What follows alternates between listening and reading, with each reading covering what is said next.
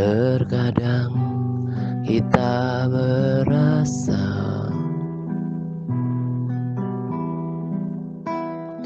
tak ada jalan terbuka, tak ada lagi waktu, terlambat sudah.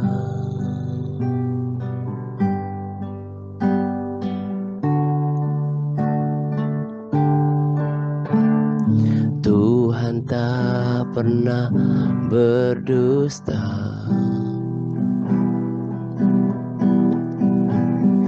Dia selalu pegang janjinya. Bagi orang percaya, mujizat nyata.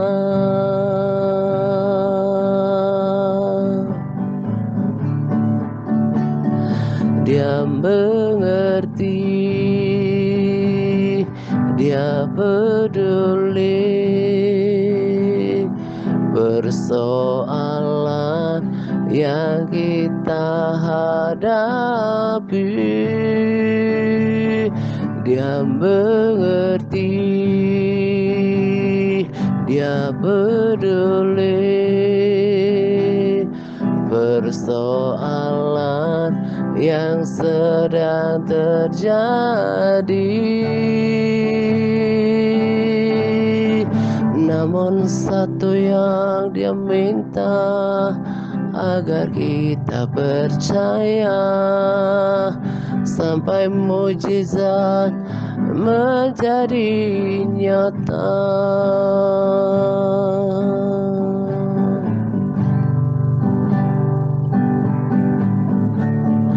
Terkadang kita merasa tak ada jalan terbuka, tak ada lagi waktu, terlambat sudah. Oh,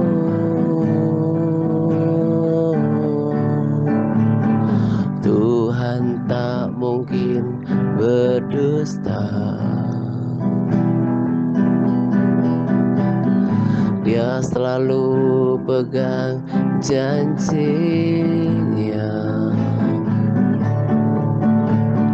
Bagi orang percaya, mujizat nyata.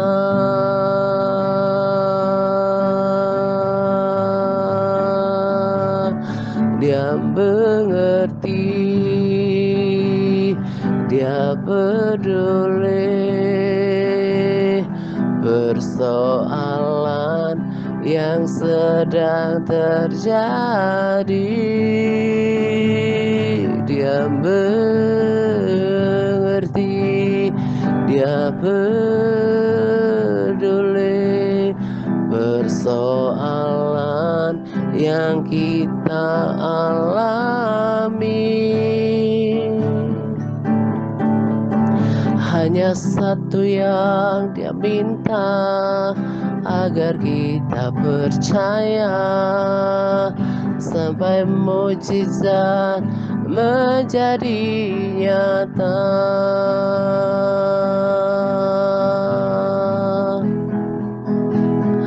Dia mengerti, Dia peduli persoalan yang sedang terjadi. Dia mengerti, Dia peduli persoalan yang kita alami. Hanya satu yang Dia minta agar kita percaya sampai mujizat menjadi nyata.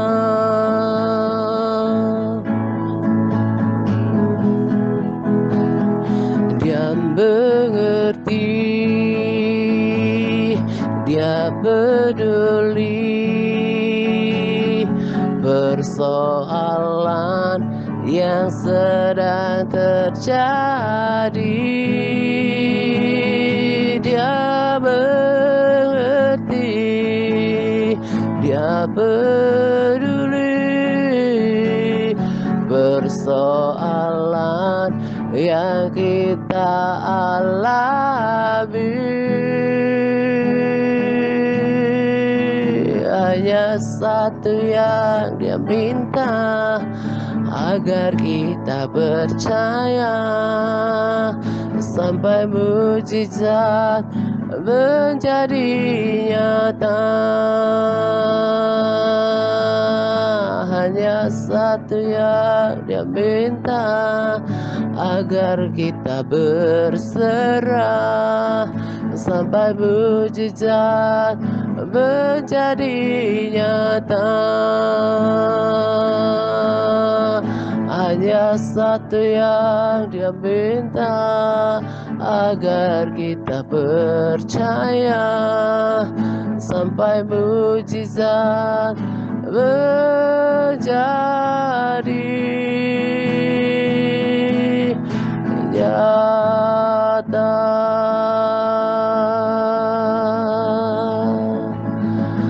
Haleluya, aku mau percaya Tuhan.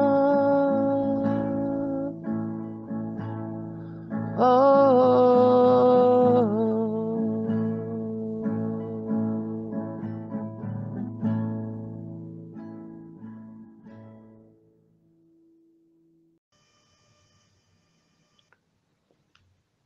Shalom semuanya. Salam damai sejahtera untuk kita sekalian. Pada pagi hari ini saya akan menyampaikan beberapa hal penting untuk kita. Yang pertama, perihal berdoa. Hari Selasa kemarin saya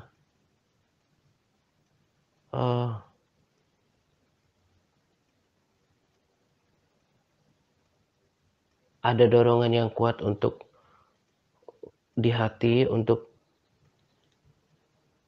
mengingatkan kita kembali perihal kekuatan doa dalam kehidupan kita untuk mengantarkan kita tetap kuat sampai ketemu Tuhan. Lalu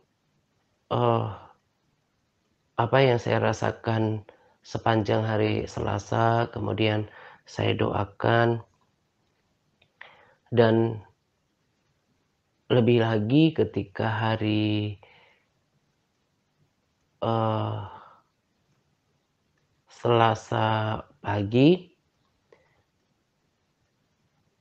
ketika saya mendoakan tentang apa yang saya dapatkan ini, saya semakin yakin bahwa memang ini yang harus saya sampaikan dan kita harus teguhkan, mantapkan lagi dalam kehidupan kita untuk menjadikan doa itu sebagai kebutuhan utama dalam kerohanian kita. Tentu bukan berarti kita mengesampingkan firman Tuhan. Bagi saya, doa dan pembacaan firman Tuhan atau pembacaan firman Tuhan dan doa itu harus berjalan bersama-sama.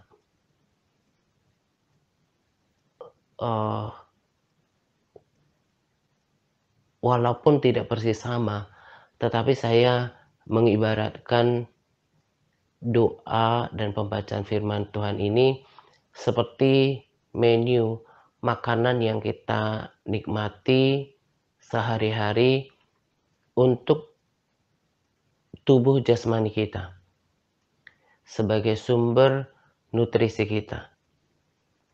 Di dalam piring yang ada di hadapan kita, itu rasanya tidak mungkin cuma ada sumber karbohidrat.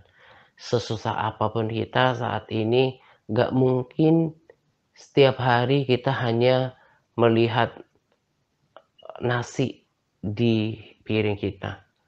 Entah itu nasi itu kemudian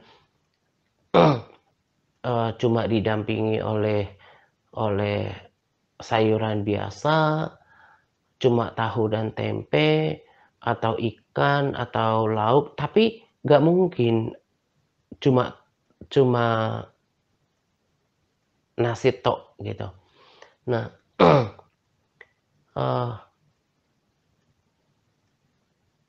demikian juga doa dan firman Tuhan ini harus berjalan bersama-sama.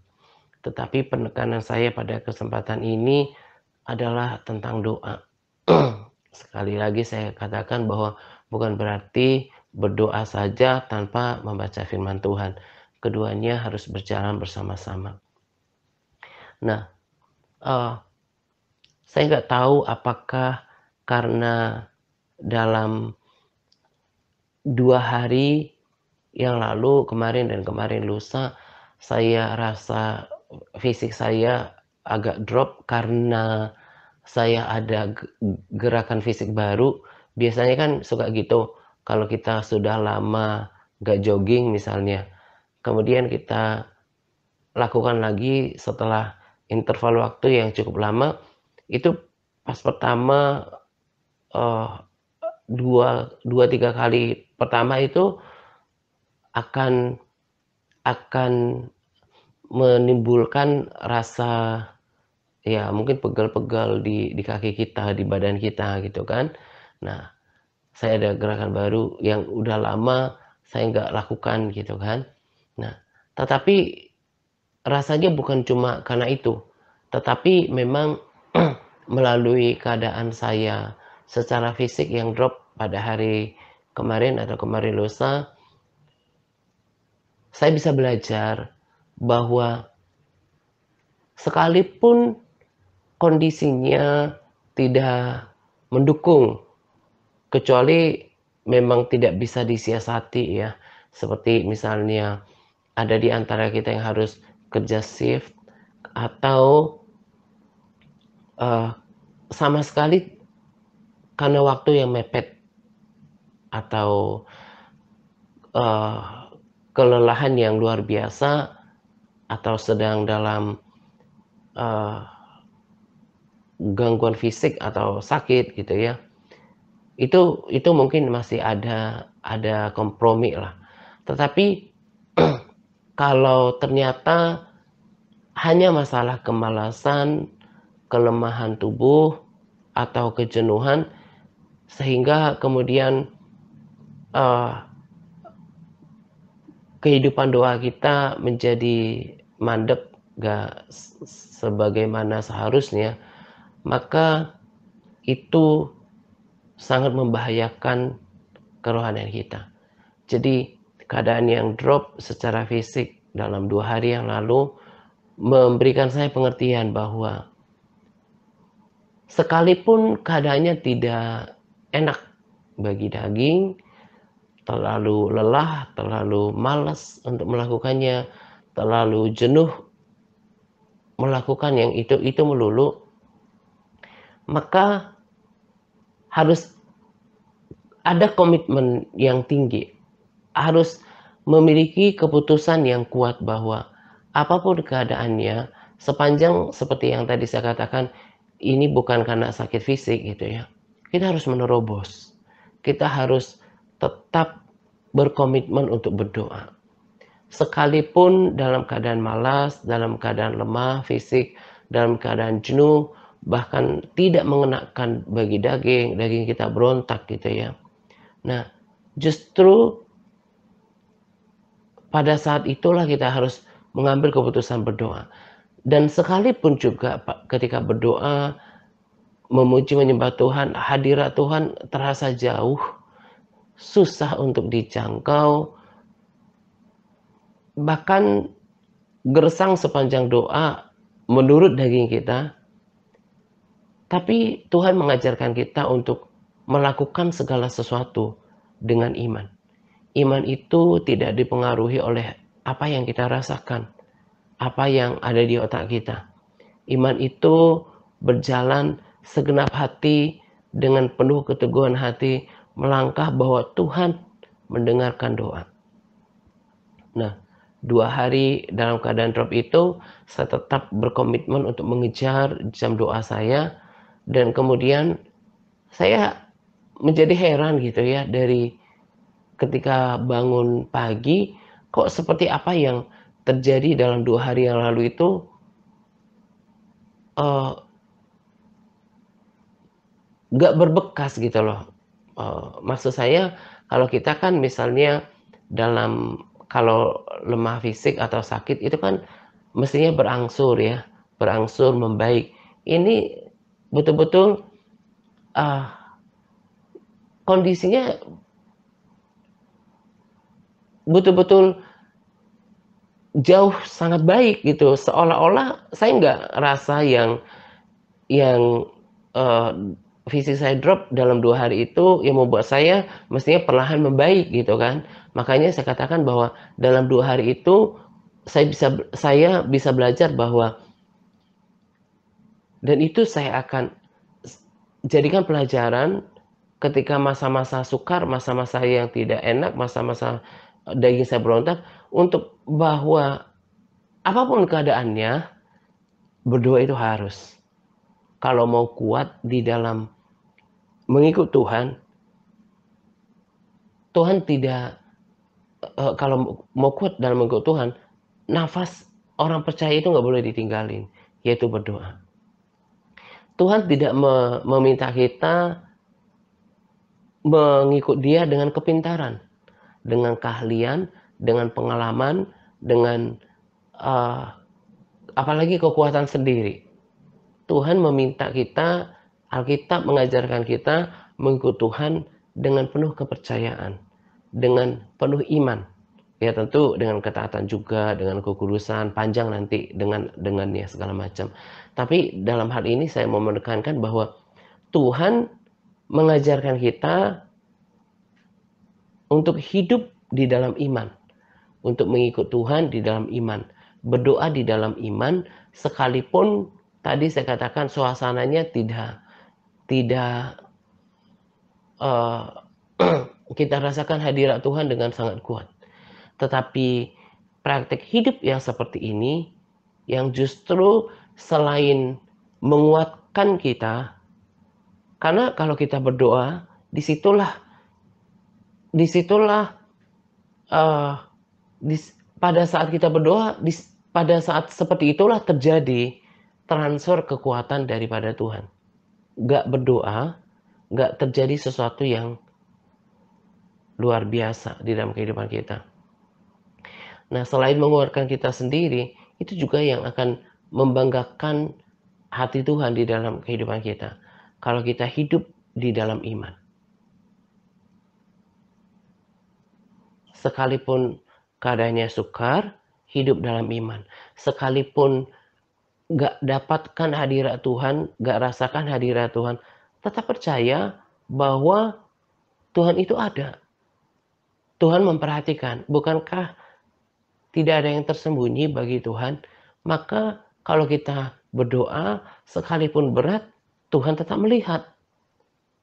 Nah, itu harus betul-betul ditanamkan supaya kita tidak menjadi tertipu dengan apa yang kita rasakan, apa yang ada di pikiran kita. Karena karena iman bertentangan dengan apa yang kita pikirkan, apa yang kita rasakan. Tetapi betul-betul iman itu menaruh percaya sepenuhnya kepada Tuhan. saya, eee eee, singgung ini juga karena saya melihat beberapa dari antara para sahabat yang di MTRC Advance yang jam doanya, eee, sedikit molor ya. Memang saya katakan usahakan untuk berdoa 30 menit, itu kan dalam satu kali berdoa. Jadi berarti kalau doanya tetap konsisten pada pagi dan malam hari, mestinya tetap 60 menit minimal sorry, dalam sehari gitu. Nah, kenapa saya mesti ingatkan ini? Karena saya ini tugasnya sebetulnya peranannya tidak terlalu, eee, penting ya. Jadi saya ini hanya berperan untuk menuntun, mendampingi semua orang yang Tuhan kirimkan di TRC, memberikan contoh, memberikan motivasi. Kalau pengetahuan, selain kita dapatkan dari firman Tuhan, makanya saya bagikan rekomendasi video yang berupa pengajaran. Nah, jadi, eee,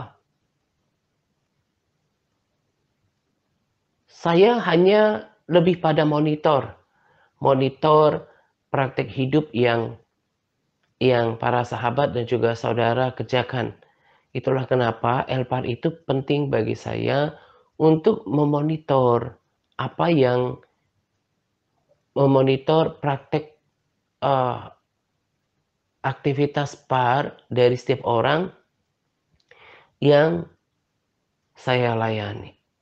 Nah, dari laporan itu kan saya bisa lihat ada beberapa orang yang sedikit molor dengan, PAR mereka. Kenapa saya katakan sedikit molor? Karena masih menunaikan PPW-nya minimal 30 menit. Tetapi kok jadi akumulasi gitu ya. Kalau akumulasinya kan mestinya minimal 60 menit gitu loh. Nah, saya ingatkan gitu. Karena sama seperti kalau diri saya gitu ya, coba memikirkan, coba menimbang-nimbang. Andaikan saya cuma berdoa nggak usah 1 jam dalam satu hari, 2 jam saja, 1 jam pagi, 1 jam malam hari, kemudian siang nggak berdoa, itu bagi saya nggak bisa bayangkan akan seperti apa kekuatan manusia batiniah saya, kekuatan manusia rohani saya. Sungguh kekuatan saya itu ada di dalam doa. Saya masih bisa berbicara, menuntun para sahabat, mengingatkan, memotivasi. Salah satu yang sampai saat ini, salah satu yang berperan adalah kekuatan doa. Ada transfer kekuatan ilahi yang daripada Tuhan. Nah, demikian juga dengan para sahabat dan saudara di sini. Kalau mau kuat di dalam mengikut Tuhan, menghadapi masa-masa sukar yang kita sedang alami sekarang, bahkan saya lihat berita sejenak bahwa ada varian baru dari COVID yang lebih berbahaya. Kekhawatiran yang timbul kemudian adalah apakah vaksin yang katanya sudah diuji coba sekarang mengcover varian baru COVID tersebut.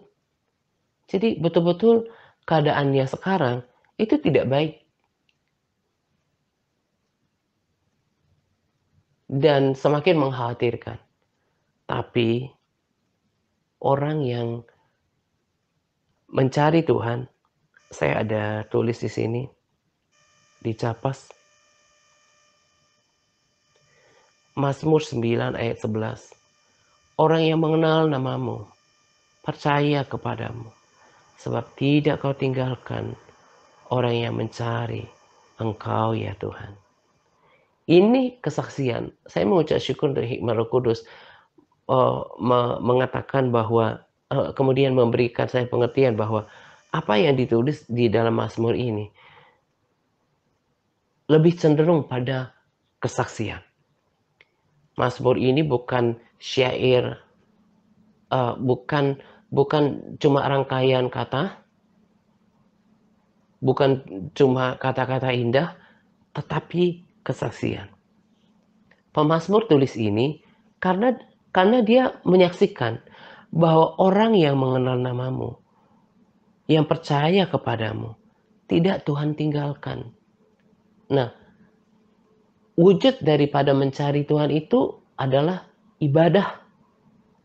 Mencari Tuhan dalam firman-Nya, mencari Tuhan lewat persekutuan pribadi di dalam doa.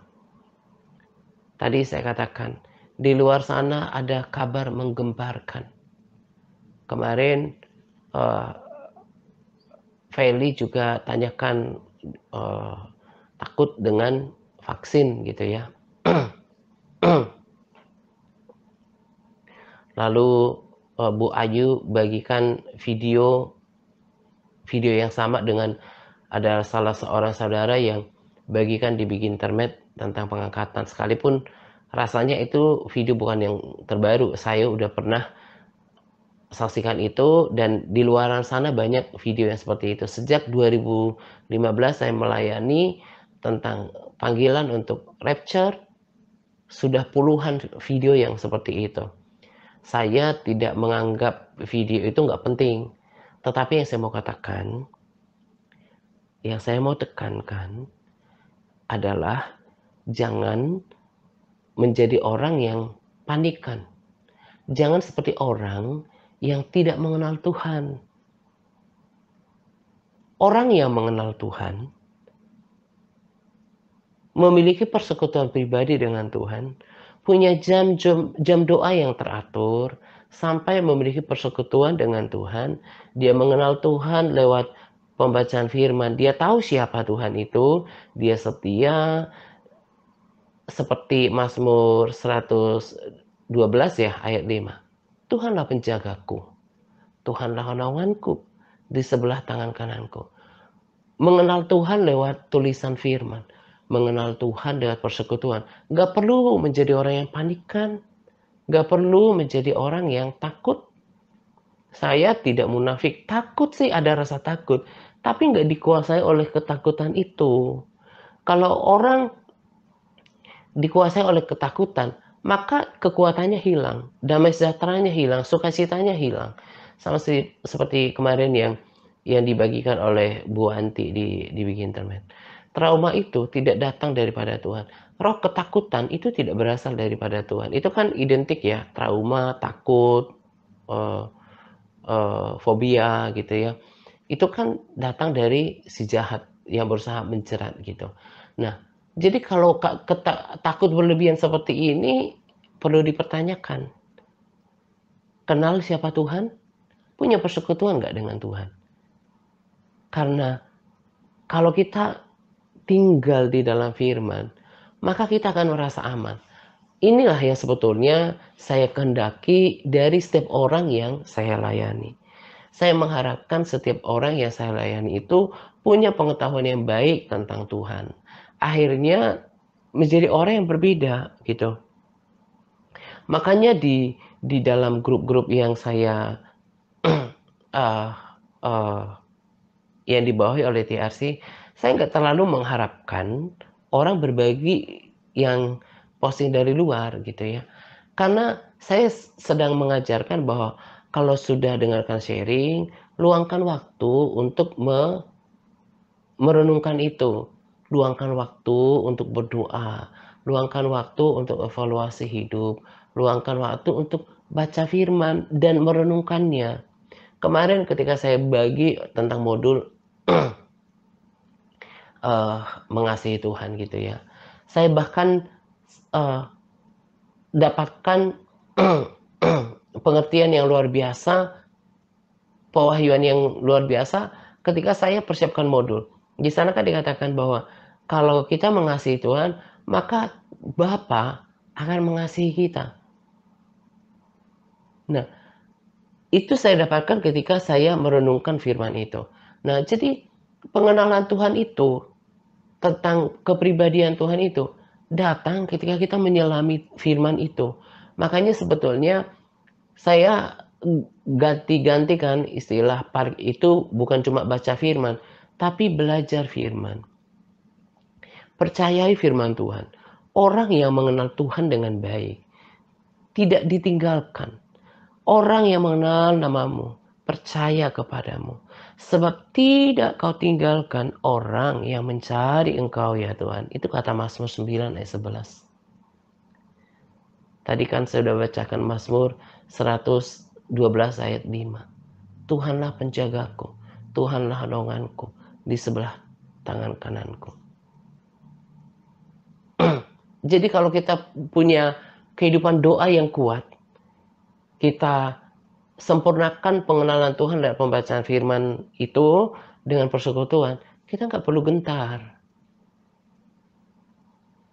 Orang yang punya Tuhan, yang hidup, itu nggak takutnya berlebihan. Nah ini juga sebetulnya untuk kita, saya berangkat tadi untuk pesan untuk kita. Kalau mau kuat di masa yang sukar ini, kita berharap ketika dulu COVID mulai muncul di awal tahun lalu, kita banyak orang yang berharap setelah berapa bulan gitu ya, kemudian hilang, kembali normal. Faktanya kan enggak. Bukan cuma COVID yang gelombang pertama yang belum hilang, tapi muncul lagi varian baru. Kabar menggemparkan. Cenderung membuat kita takut, panik, membuat kita ciut. Tapi firman Tuhan itu menjadi kekuatan kita. Doa itu menjadi kekuatan kita. Nah, jadi saya mau tekankan bahwa kalau mau tetap kuat menghadapi masa sukar yang sekarang ada, bahkan katanya di berita varian baru itu udah mendekat ke Indonesia. Dan vaksin yang udah diuji coba ini malah itu kan yang ditakutkan rasanya juga itu yang dimaksudkan oleh Feli gitu ya. Menimbulkan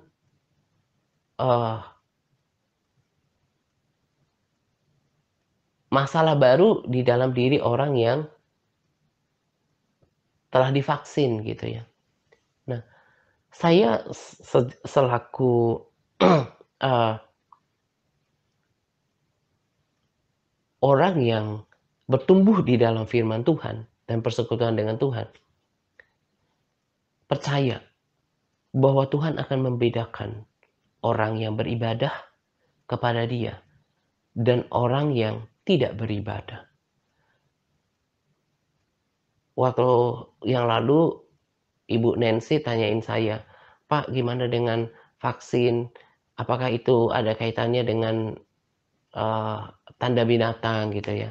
Saya bilang jangan percaya itu. Tanda binatang itu hanya terkait dengan kejadian nanti di masa kesukaran. Kita memang kita di akhir zaman, tapi kita belum sampai pada fase itu. Jadi jangan mudah percaya dengan kabar orang-orang di sana yang sembarang copas gitu ya.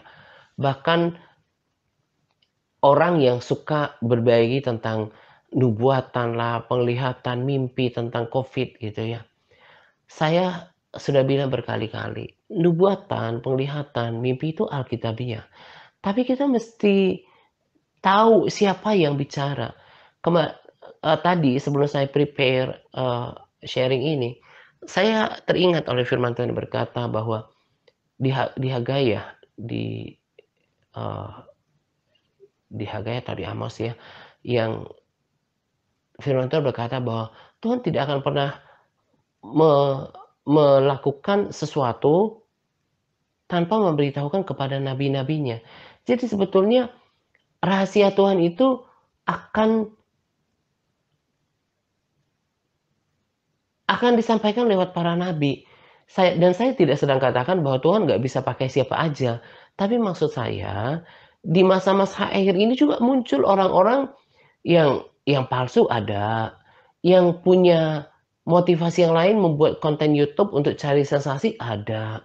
Jadi kalau punya kalau nggak punya persekutuan doa yang mantap dengan Tuhan, itu mudah diombang-ambingkan. Nah, jadi penekanan saya adalah berakarlah di dalam firman Tuhan.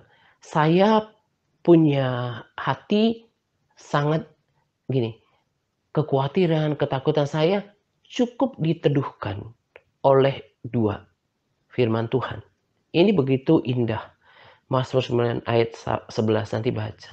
Orang yang mengenal namamu, percaya kepadamu, sebab tidak kau tinggalkan orang yang mencari engkau. Ini kesaksian. Maka carilah Tuhan. Ibadahlah yang benar. Baca firman itu jangan asal. Belajar firman Tuhan, renungkan, tinggal di situ. Makanya jangan kebanyakan nonton berita. Jangan kebanyakan nonton video yang tadi saya bilang, memang tadi kan saya katakan Tuhan bukan cuma bagaimana sih bahasanya? Tuhan bukan cuma pakai nabi tok gitu ya. Tuhan bisa juga pakai orang biasa. Tapi jangan main percaya gitu. Kita harus tahu juga latar belakang siapa orang itu. Dan kita juga kan bisa bertanya sama Tuhan kalau persekutuannya intim sama Tuhan. Gitu. Jadi bukannya bawaannya takut, panikan gitu. Ya. Itu yang saya mau katakan. Kalau persekutuan kita dengan Tuhan itu mantap, kita nggak perlu khawatir, nggak perlu takut. Hamba Tuhan yang saya rekomendasikan videonya, itu kan juga salah satu tokoh agama, hamba Tuhan yang kita bisa jadikan sebagai sumber informasi gitu ya. Saya pun damai sejahtera dengan apa yang disampaikan oleh beliau. Bahkan kita berdoa supaya pemerintah bisa mencukupkan kebutuhan vaksin atas masyarakat Indonesia. Ya kita berdoa supaya vaksin yang ada betul-betul menjadi solusi. Nah, kalau kita lihat, nah dengerin ini baik-baik. Kalau kita lihat katanya di berita ada orang setelah vaksin mati, meninggal, itu kan menggemparkan, malah mengalami cacat atau lain-lain. Nah, namanya juga berita perlu di cross check. Apakah penyebab kematian orang tersebut sudah pasti karena vaksin? Jangan-jangan ada penyakit bawaan atau faktor lain. Nah, katakan vaksin itu ada cacatnya. Seperti kemarin Bu Wanti bilang katanya seperti ada nano chip ya di dalamnya, di dalam komponen itu. Kita kan punya ketetapan Tuhan yang kita baca dalam firman-Nya yang berkata bahwa Tuhan akan membedakan orang yang beribadah dan yang tidak beribadah. Tuhan itu penjagaku, kata pemazmur. Jadi kalau kita udah punya persekutuan yang baik dengan Tuhan, firman Tuhan tertanam di dalam hati kita, kita renungkan. Kalaupun misalnya, saya nggak terlalu update dengan berita yang katanya akan dipaksakan ya, kalau nggak dipidana di Indonesia gitu ya. Saya mau imani dan saya mau bangkitkan iman saya. Tuhan itu penjagaku. Tuhan tidak akan membiarkan hal yang jahat membinasakan hidupku. Kalau sesuatu terjadi, itu saya mau katakan harus seizin Tuhan. Kalau misalnya sesuatu yang tidak baik terjadi karena vaksin misalnya,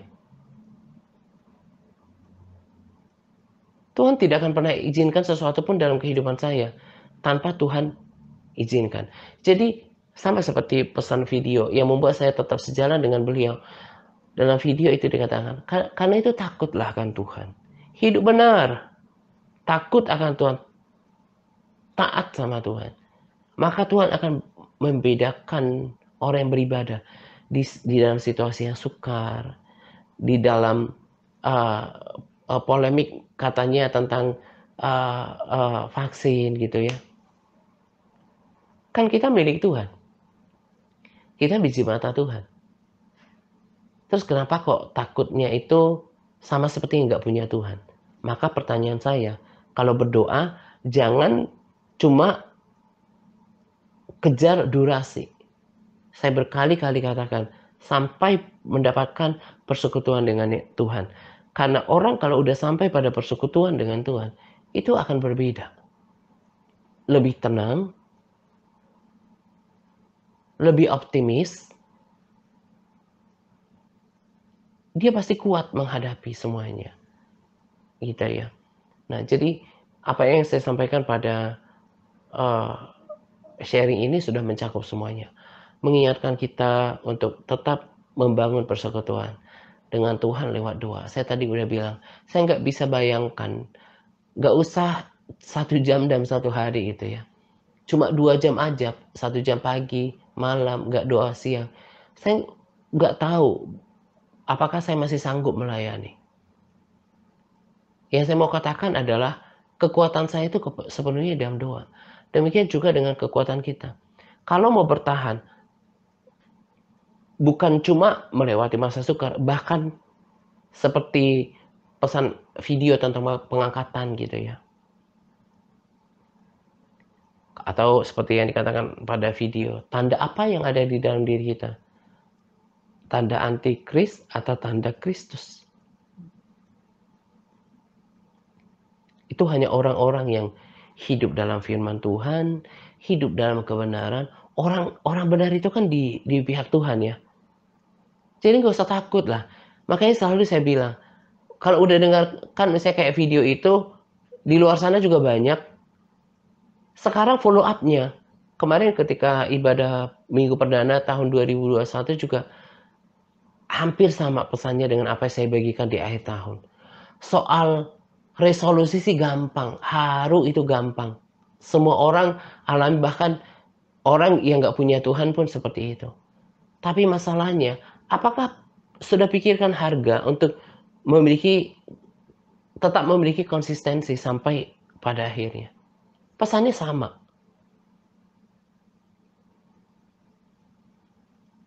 Nah, itu juga yang saya mau mau ulang-ulangi kepada kita gitu ya. Supaya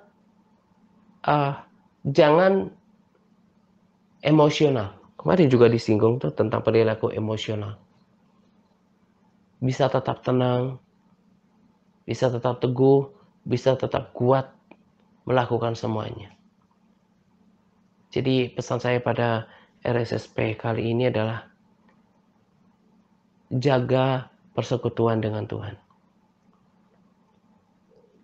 Dan sekalian juga saya mau katakan bahwa ke depan kalau mau kuat di masa sukar, kalau nanti juga ada varian baru COVID itu, sementara vaksin yang ada kan kita nggak tahu apakah mengcover untuk varian baru itu.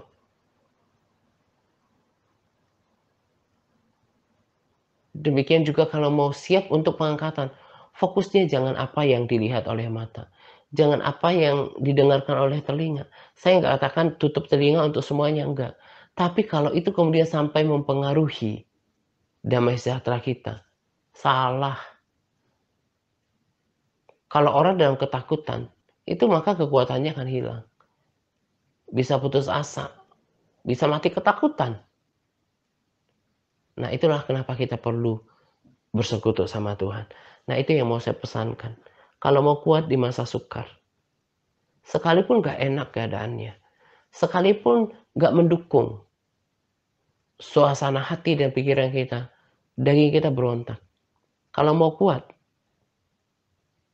mau menang, satu-satunya cara bersekutu dengan Tuhan. Lagi-lagi, sekali lagi saya katakan bahwa Tuhan gak minta kita ikut Tuhan dengan kepintaran, dengan pengalaman, apalagi dengan kekuatan. Hanya dengan iman dan berserah kepada Tuhan. Itu yang harus diperbaiki. Kalaupun ada video tentang pengangkatan di luar sana, ya kalau udah dengar gitu, sekarang tanya pada diri kita masing-masing. Sikap saya bagaimana? Apakah cuma kayak emosional lihat kesaksian kayak gitu, buat saya kayak gitu tuh udah biasa. Yang harus saya kerjakan adalah bagaimana saya betul-betul siap, jangan seperti orang yang berperilaku bodoh ketika dengar dengar, eee, kesaksian kayak gitu, emosional sesaat. Nanti tunggu berapa hari, nggak usah nunggu bulan deh, minggu, udah lupa. Udah kompromi lagi dengan kemalasan, kompromi dengan kelemahan tubuh, kompromi dengan kejenuhan, nggak memiliki konsistensi. So, buat apa dengerin kayak gitu-gitu? Saya udah dengarkan itu di waktu-waktu yang lalu. Saya mau tetapkan hati saya, bagaimana saya supaya menjadi bagian daripada pengangkatan itu. Hidup benar, hidup dalam ketaatan, jaga kekudusan, berjuang untuk melewati pintu yang sesak dan jalan yang sempit itu, takut akan Tuhan. Jangan hidup dalam daging, lawan kemalasan, lawan kejenuhan. Orang-orang yang lihat di antara kita yang pada keluar dari grup itu. Saya sangat yakin mereka adalah orang yang tidak memiliki persekutuan dengan Tuhan dan akan cenderung menjadi lemah. Enaknya kita di dalam grup itu, jadi kalau misalnya ada orang yang tadinya saya rekomendasikan video dari luar gitu, ini kemudian dia kenal channel itu, dia tonton sendiri. Yang saya rasa bahwa akan lebih maksimal, akan eee, lebih ngerti ketika kita nobar, gitu ya. Kemudian ada lagi SK yang meneguhkan membuat kita semakin mengerti. Ada interaksi. Ada lagi peneguhan lewat, sharing saya, gitu ya. Itu membuat kita semakin semakin kuat, gitu kan, di dalam komunitas ini. Jadi kalau orang tidak berada di komunitas yang kemarin-kemarin kan saya katakan, oke kalau orang keluar dari komunitas ini nggak apa-apa, karena komunitas TRC pelayanan ini adalah hanya bagian kecil dari pelayanan yang ada. Tapi kalau ternyata dia nggak berada di dalam komunitas manapun, itu sangat memprihatinkan dan sangat membahayakan bagi kekuatan rohaninya. Nah karena itu, kemarin kan saya katakan pada Bu Indah, ada dua yang harus diperhatikan. Ketaatan terhadap firman Tuhan itu sendiri, hidup benar, hidup kudus, takut akan Tuhan. Dan kemudian untuk bisa mencapai itu semua, ada tangganya, ada ada ada racikannya gitu ya, untuk sampai kepada itu semua. Dituntun di dalam disederhanakan di dalam tuntunan TRC. Bagaimana untuk bisa sampai ke sana? Itu dituntun baca firman, belajar firman, bangun kerohaniannya, puji dan sembah Tuhan, miliki kesetiaan dan konsistensi. Jadi kalau setiap kita memiliki kerendahan hati untuk melakukan dua paket ini, menjadi pelaku firman, lewati jalan yang sempit dan pintu yang sesak itu, ikuti apa yang kami bagikan. Karena itulah yang sudah kami saksikan membuat kami kuat sampai sekarang, terutama diri saya yang sudah dahulu merasakan itu, maka akan tetap kuat. Berita boleh didengarkan. Kalau mau nonton YouTube juga bisa, tapi pesan saya tadi ya, jangan asal asal ditelan gitu. Harus bisa berpikir, yang bicara itu siapa? Apalagi yang copas-copas itu siapa? Firman Tuhan udah ingatin kita. Tuhan memang bisa pakai siapa saja, tapi udah tertulis loh bahwa apa yang Tuhan mau akan adakan di muka bumi ini harus disampaikan dulu kepada nabinya. Orang-orang rohani yang sudah terbukti track recordnya. Jadi kalau cuma dengarkan kabar menggemparkan di luar sana terus kita panikan, tadi saya katakan pertanyaan saya, ngerti nggak firman yang dibaca? Punya persekutuan nggak dengan Tuhan? Gitu ya. Nah ini sekaligus menjawab pertanyaan Feli ya. Jangan terlalu banyak konsumsi berita di luar sana. Berakarlah dalam firman Tuhan. Tadi kan saya katakan, firman Tuhan cukup menenangkan jiwa saya. Orang yang mengenal namamu, percaya kepadamu, sebab tidak kau tinggalkan orang yang mencari engkau ya Tuhan. Lalu di Amsal 28 ayat 5 juga dikatakan, orang yang jahat tidak mengerti keadilan, tetapi orang yang mencari Tuhan mengerti segala sesuatu. Jadi orang kalau cari Tuhan, punya jam yang teratur, lalu bukan cuma durasi, tapi intim sama Tuhan, belajar firman, dicari Tuhan lewat firman-Nya, ngerti. Nggak diombang-ambingkan oleh kabar-kabar yang menggemparkan di luar sana. Gitu ya. Jadi, besar harapan saya setiap kita tetap berjuang untuk melakukan PAR. PAR itu bukan semata-mata untuk gagah-gagahan TRC, enggak. Itu tadi seperti saya katakan, itu seperti apa ya istilahnya racikan atau tahapan untuk bisa sampai kepada ketaatan. Itu tuntunan yang saya yakin adalah tuntunan dari Tuhan untuk membawa kita kuat, untuk membuat kita bertumbuh dalam kerohanian, itu harus lakukan. Makanya kalau saya lihat orang nggak kenal atau saya sudah tahu orang atau ya saya sudah tahu orang praktek hidupnya nggak benar, pergaulan firman Tuhannya juga pengetahuan firmannya cetek gitu ya, nggak punya keintiman sama Tuhan, terus bagi-bagi tentang nubuatan, penglihatan, ya kayak konten apalah, tulisan lah, mimpi. Saya pertanyakan, karena itu harus sejalan.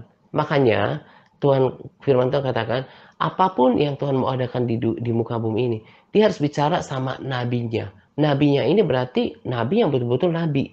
Artinya apa?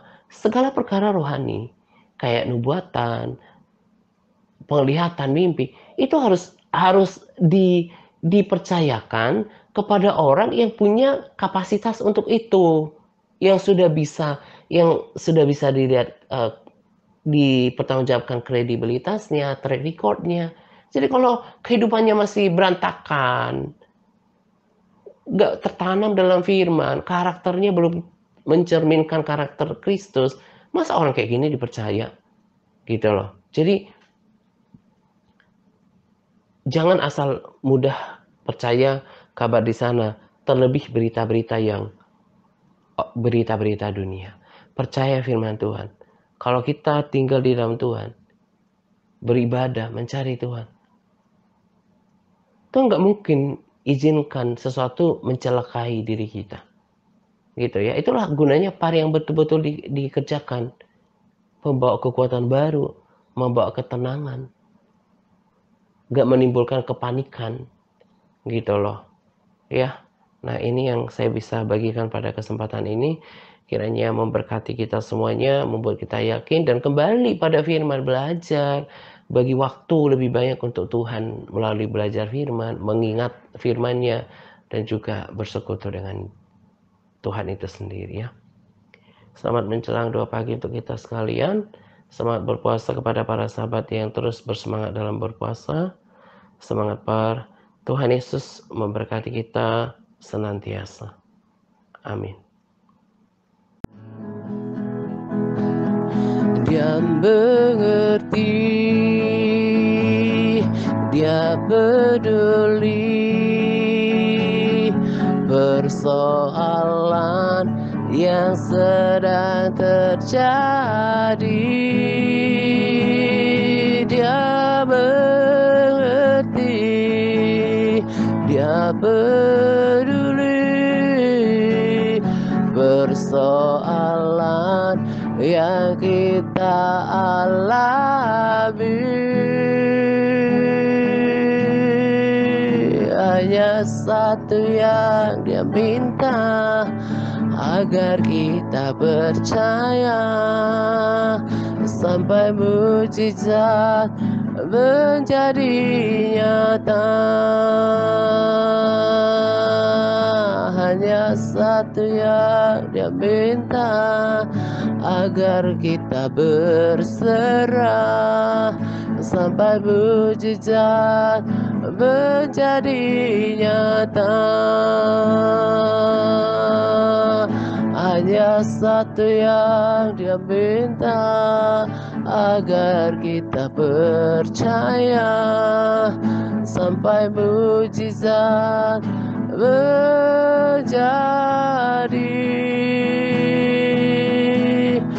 nyata.